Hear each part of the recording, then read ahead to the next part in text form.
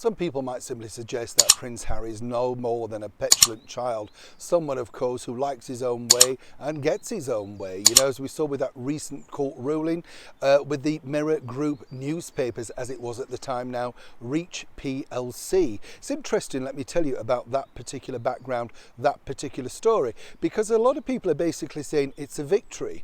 It isn't really a victory, because actually if you look further down the court case, you will have seen that Mirror Group newspapers, or Reach PLC as they are known now, were offering a substantial more amount if he'd have settled the case without going to court. Fascinating when you think about it, you know, because what he's actually got, yes, are court cases costs, and around about 140,000 Great British pounds, but at the point I was told it could have been 500,000 pounds to go away. Very similar, of course, to the way that His Royal Highness Prince William dealt with News UK, and then he promptly donated that, of course, to charity, Invictus. But it's interesting with Harry because clearly he just wants his own way.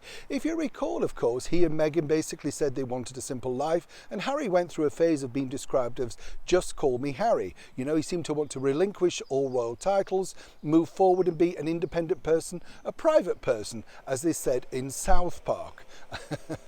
But of course, when you're a private person, you don't get all the luxuries, do you, of the likes of the, you know, Met Police officials meeting you at Heathrow, sirens blasting you through, of course, the complete centre of London so that there's no problem, you know, the sort of thing I'm talking about.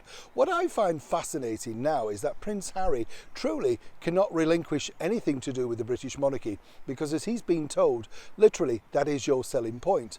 Fascinating to note this, isn't it? More importantly is what went on at the NFL in Las Vegas.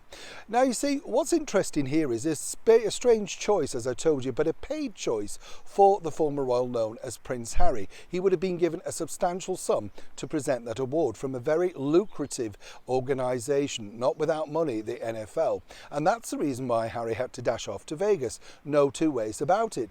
But here's where it got really tricky, because upon the arrival, they thought this was going to be an informal event, you know, just Harry, as it were. Just call me Harry. Oh, no, no, no. Behind the scenes, things were very tricky because, as you saw, and we've seen subsequently, Harry likes to have his name emblazed in lights, and more importantly, big dramatic entrance. All cameras on him, still cameras flashing, even though they trigger things allegedly inside him. You get the picture.